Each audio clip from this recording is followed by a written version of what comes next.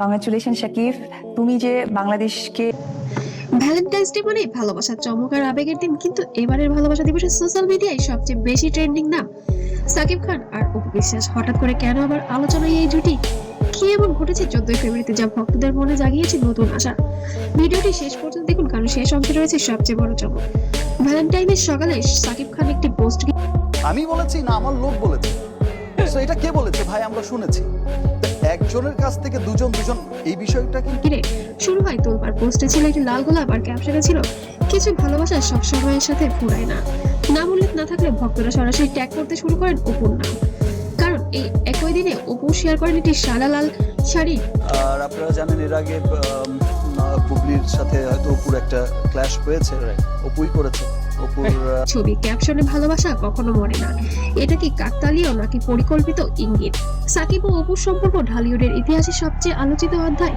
অনেক superhit cinema, একসাথে অসংখ্য হিট গান, সেই রসায়ন দর্শকরা এখনো ভুলতে পারেননি। তাদের ব্যক্তিগত জীবনের উত্থান পতন, দূরত্ব, ভুল বোঝাবুঝি সবকিছু ছিল মিডিয়ার আলোচনার কেন্দ্রবিন্দু।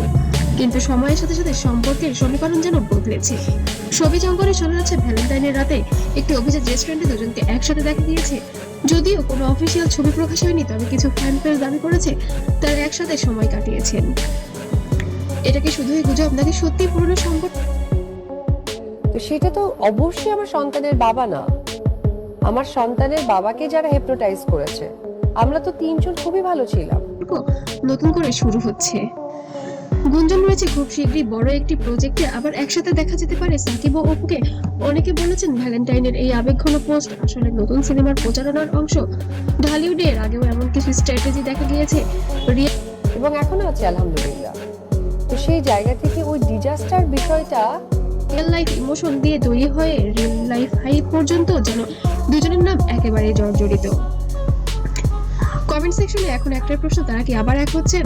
কেউ লিখছেন আমরা আবার সেই পুরনো জুটিকে দেখতে চাই, আবার কেউ বা বলছেন ভ্যালেন্টাইনের আবেগকে ব্যবহার করা হচ্ছে ভক্তদের আবেগে। এখন তার পক্ষ থেকে ছিলেন মনিরুজ্জামান, তার চাচাতো ভাই। আর এই আমাদের কয়েকজনের সম্মিলিতভাবে আমাদের আসলে বিয়েটা হয়। তুঙ্গে এখন পর্যন্ত সাকিব বাবু বিশ্বাস সরাসরি স্বীকার করেননি সবকিছুর অনুমান, ইঙ্গিত আর সোশ্যাল মিডিয়ার বিশ্লেষণ।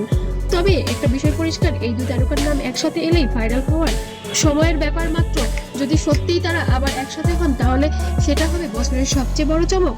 আর যদি এটা শুধুই সিনেমার প্রচারণা হয়, তবুও দর্শকরা ভালোবাসা প্রমাণ করে দিয়েছে এই জুটির ম্যাজিক এখনো যেন অটুট।